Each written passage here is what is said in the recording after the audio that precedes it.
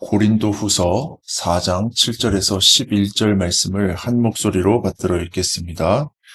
우리가 이 보배를 질그릇에 가졌으니 이는 심히 큰 능력은 하나님께 있고 우리에게 있지 아니함을 알게 하려 함이라. 우리가 사방으로 우겨쌈을 당하여도 쌓이지 아니하며 답답한 일을 당하여도 낙심하지 아니하며 박해를 받아도 버림받지 아니하며 거꾸러뜨림을 당하여도 망하지 아니하고 우리가 항상 예수의 죽음을 몸에 짊어짐은 예수의 생명이 또한 우리 몸에 나타나게 하려 함이라. 우리가 살아있는 자가 항상 예수를 위하여 죽음에 넘겨짐은 예수의 생명이 또한 우리 죽을 육체에 나타나게 하려 함이라. 아멘. 제가 아는 어떤 분은 자신은 미국이 있다는 사실을 믿지 못하겠다고 말했습니다. 왜냐하면 미국에 실제로 가보지 않았기 때문입니다. 하지만 미국에 가보지 않았다고 해도 그것을 믿어야 하는 것이죠. 왜냐하면 미국은 존재하지 않는다는 주장을 펴기 위해서는 너무나도 많은 이론과 너무나도 많은 그 목격자들의 말에 반박을 해야 하기 때문입니다. 사람들은 무언가 경험하기 전에 믿지 않는 경향이 있습니다. 하지만 무언가 경험하기 전에 믿지 않는 그것이 꼭 옳은 것만은 아닙니다. 축구 국가대표 선수 출신인 이영표 씨는 독실한 크리스천으로 알려져 있습니다. 하지만 그는 원래 신앙인이 아니었습니다. 그는 믿어져야 믿지라는 생각을 갖고 있었다고 합니다. 하지만 주변에서 하도 예수 믿으라고 말하는 통에 그는 이렇게 기도했다고 합니다.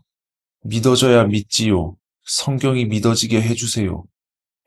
그러자 그 마음속에 믿음이 들어가서 성경이 믿어지기 시작했다고 합니다.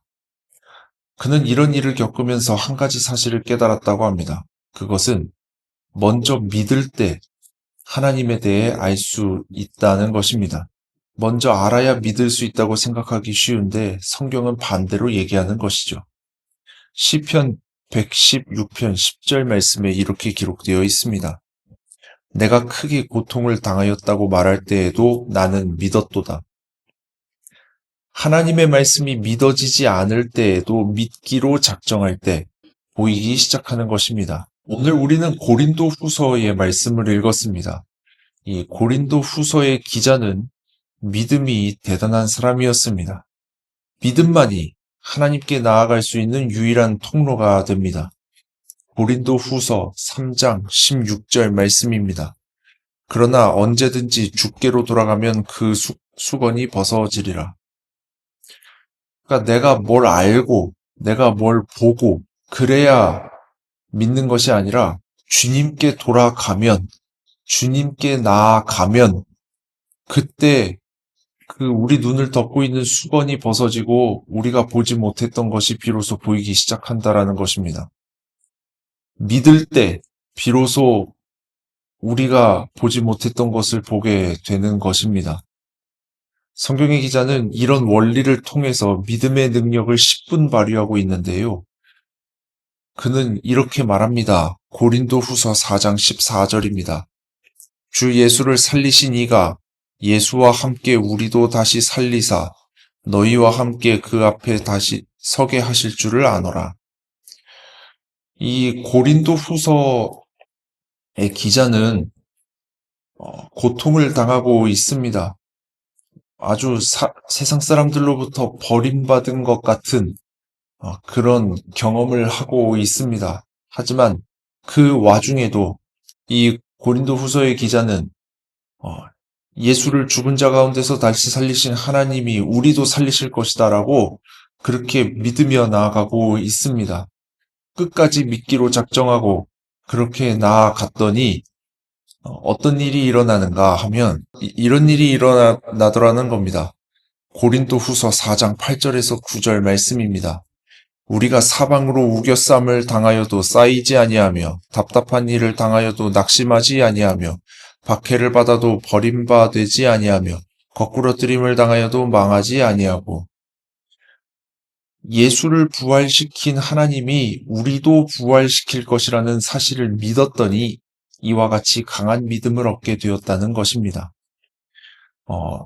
제가 이 고린도후서 4장 8절에서 9절 말씀을 새한글 성경판으로 다시 읽어드리면 이렇습니다.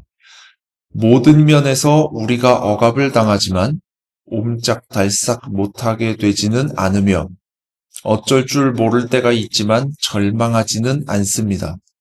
우리가 박해를 받지만 완전히 버림받지는 않으며 내동댕이 쳐지기도 하지만 망하지는 않습니다. 이게 믿음의 힘입니다. 믿음을 가지고 나아갔더니 비로소 하나님이 하시는 일이 보이게 된다라고 하는 것입니다. 아주 망하게 하지 않으시는 하나님, 그리고 자신들이 겪고 있는 그 고난을 통해 일을 이루어 가실 하나님을 기대하는 그런 마음을 가지고 나아가게 되더라라는 것입니다.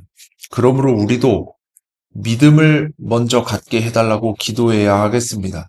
그리고 믿음을 가져야 하겠습니다. 그럴 때 비로소 하나님이 하실 일이 보이게 되고 희망 가운데 나아갈 수 있기 때문입니다. 이제 적용의 말씀을 드리며 설교를 마무리하고자 합니다. 적용의 말씀입니다. 하나님의 말씀을 믿기로 작정합시다. 하나님의 말씀을 믿을 때 하나님이 하실 일이 비로소 보이게 됩니다. 이런 일이 우리 모두에게 임하기를 간절히 소원합니다.